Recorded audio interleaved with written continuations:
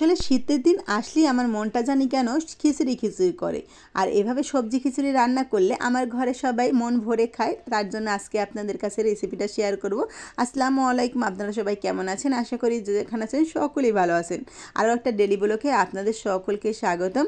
আজকে আমি এই খিচুড়িটা রান্না করব আর রেসিপিটাও আপনাদের কাছে শেয়ার করব। আপনাদের রেসিপিটা অনেক পছন্দ মনে হবে। প্রথমে কিন্তু আমি এখানে 1 কেজি পরিমাণ পোলার চাল নিয়েছি। এগুলো কিন্তু ভালো করে ধুয়ে আগে কিন্তু ভিজিয়ে রেখে দিয়েছিলাম আধা ঘন্টা, তারপর পানিগুলো ঝরিয়ে রেখে দিলাম। আর এখানে 1 কাপ পরিমাণ দিলাম মুসুরি ডাল আর 1 কাপ পরিমাণ অ্যাঙ্কার ডাল। আপনারা চাইলে এখানে মুগ ডালটাও দিতে পারেন, তাহলে ঘেরানটা খুব ভালো আসবে। আর যেহেতু চারপাশে সবজির আমেজ, তার জন্য কিন্তু সবজির জন্যই কিন্তু খিচুড়িটা রান্না করা। আর এখানে বিভিন্ন রকমের সবজি নিয়ে নিলাম। আমার কাছে যে সবজিগুলো ছিল সেগুলো নিয়ে নিয়েছি। আপনারা চাইলে কিন্তু এখানে আরও বেশি যোগ করতে পারেন।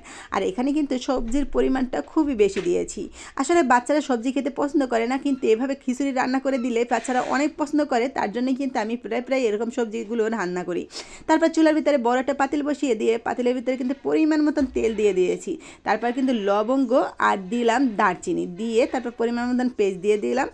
পেস্ট দিয়ে পেস্টে বাদামি কালার হয়ে গেলে এখানে 1 টেবিল চামচ আদা পেস্ট আর 1 টেবিল চামচ রসুন পেস্ট দিয়ে দিলাম।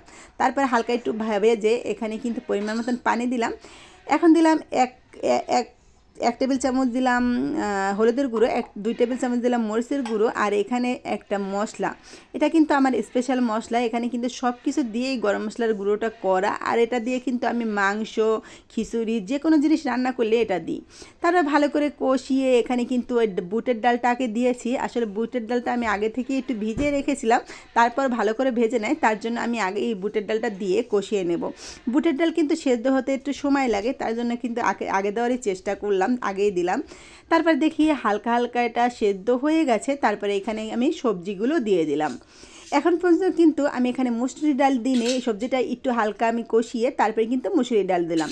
যেহেতু মুসুরির ডালটা খুব তাড়াতাড়ি সেদ্ধ হয়ে যায়, তার জন্য কিন্তু আমি পরেই মুসুরি ডালটা দিয়ে দিলাম, না হলে কিন্তু খিচুড়িটা একদম ল্যাকটা হবে। আসলে একদম ভুনা ভুনে আমাদের ঘরে সবাই পছন্দ করে, ল্যাটকা খিচুড়িটা কেউই একদম পছন্দ করতে চায় না। তারপর এই সবজি খিচুড়িটা রান্না করলে কিন্তু একদম ভুনা ভুনা হতে চায় না, একটু ল্যাটকাটাই থাকে। আর এই যে দেখুন ভালো করে কষিয়ে নিলাম, এখানে কিছুটা কাঁচামরিচ দিয়ে দিলাম। তারপরে একটু কষানো হয়ে গেলে এখানে পোলার চালটা দিয়ে দিলাম। আর এই পোলার চালটা কিন্তু একটু বড়ই বাজারে কিন্তু কিনতে পাওয়া যায় একটু কম দামে। আর এই চালটা দিয়ে খিচুড়ি রান্না করলে খেতে কিন্তু ভালোই লাগে।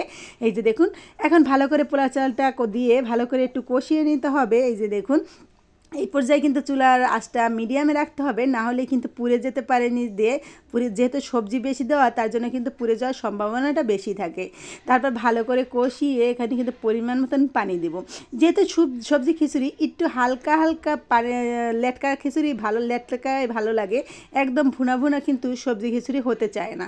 তারপরে এখানে দেখুন আমি আরও কিছুটা কাঁচামরিচ দিয়ে দিলাম। আমার ঘরে কিন্তু সবাই ঝাল খেতে খুব পছন্দ করে, তার জন্য কিন্তু ঝালটা দিয়ে দিলাম। আপনারা চাইলে কাঁচামরিচের পরিমাণটা খুব কমও দিতে পারেন।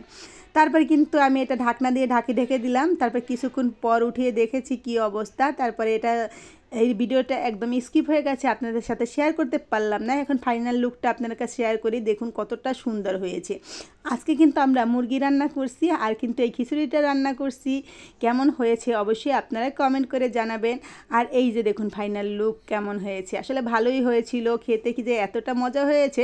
আসলে বাচ্চারা কিন্তু সবসময় সবজি খেতে পছন্দ করে না, কিন্তু এভাবে খিচুড়ি রান্না করে দিলে আমার বাচ্চারা খুব ভালো করেই খায়। তার জন্য এই রেসিপিটা আপনাদের কাছে শেয়ার করা। ভালো লাগলে অবশ্যই লাইক, কমেন্ট, সাবস্ক্রাইব করে আমার পাশে থাকবেন।